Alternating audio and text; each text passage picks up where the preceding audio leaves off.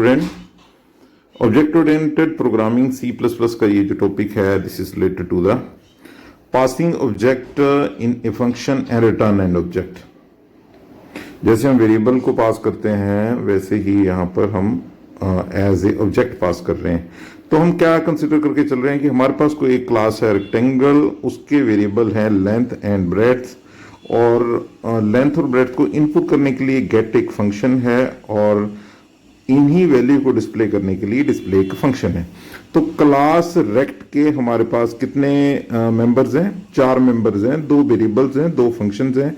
अब बात ये आती है कि हमने क्या है R1 के लेंथ और ब्रेड्थ को R2 की लेंथ और ब्रेड्थ में ऐड करके R3 में स्टोर करना है। तो पहला क्वेश्चन ये राइज होता है, तो हम जो एक्सेस स्पेसिफायर है वो क्या यूज करेंगे? तो इसमें जो एक्सेस स्पेसिफायर है वो पब्लिक यूज होगा सभी के लिए, बिकॉज ये इसी फंक्शन में नहीं, इसी क्लास में नहीं यूज हो रहे हैं वेरिएबल्स, ये दूसरी क्लास, दूसरे आउटसाइड द क्लास इसको यूज कर रहे हैं किसी एक फंक्शन में, सम फंक्शन में। ओके, तो अब बात ये आती है कि सबसे पहले हमने इसको पास कैसे करना है, सेकेंड थिंग हम रिटर्न कैसे करेंगे।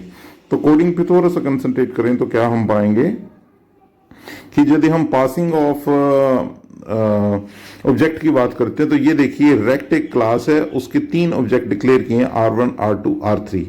R1 गेट का मतलब है कि R1 में वैल्यूज चली गई उसके फंक्शन से, R2 गेट का मतलब कि R2 में वैल्यू चली गई। अब R1 ऑब्जेक्ट को R2 ऑब्जेक्ट को हमने फंक्शन में पास किया है, this is the passing of the object in a function.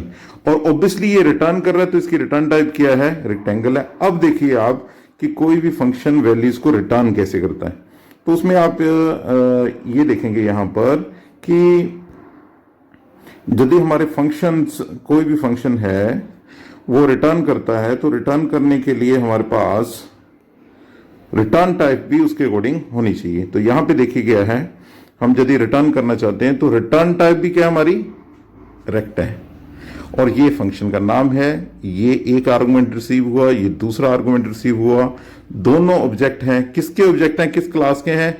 Rect के हैं। इसीलिए हम कहते हैं कि class is a user defined data type. तो यहां पे ये रिसीव हुए। अब एक और हमने R एक ऑब्जेक्ट डिक्लेयर किया है, और उसमें क्या है, R की लेंथ में R1 की लेंथ प्लस R2 की लेंथ को ऐड कर दिया है।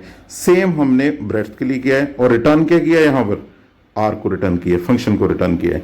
अब अंडरस्टैंड करते हैं इसके कोड को एग्जीक्यूट करके। So this is the code. सबसे पहले इसको मैं रन करके बताता हूं क्या है।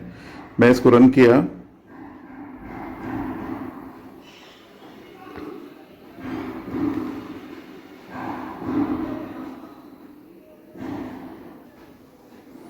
इसको रन करते हैं तो हमारे पास ये एंटर लेंथ, ये किसके लिए है? हमारे पास जो R1 है तो लेंथ 10 एंटर कर रहा हूं 20। अब ये किसका आ रहा है? R2 के लिए लेंथ कितनी है? तो यहां पे 100 कर रहा हूं, और यहां पे इनपुट हम कर रहे हैं 200। तो अब ये दोनों ऐड होके R3 में स्टोर होंगी, उसको हमने डिस्प्ले किया है। तो इसके बाद एंटर करते हैं, what we get, length 10 plus 100 110, और ब्रेड्थ कितनी है? That is 20 plus 200 220।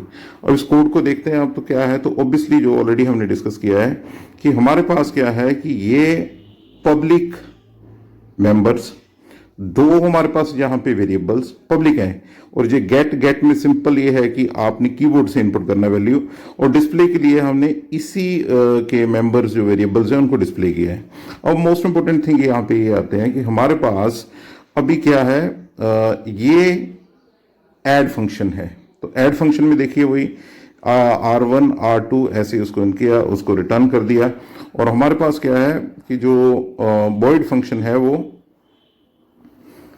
यहां पे वॉइड मेन में हमने वो 3 वेरिएबल्स को डिक्लेयर किया है, 2 गेट लिए यानी कि इनपुट की वैल्यू, उसके बाद उसको ऐड किया, उसको डिस्प्ले कर दिया। So in this code you understand that how do we pass the object in the function, and along with how do we return a particular object from a function. Okay, that's all.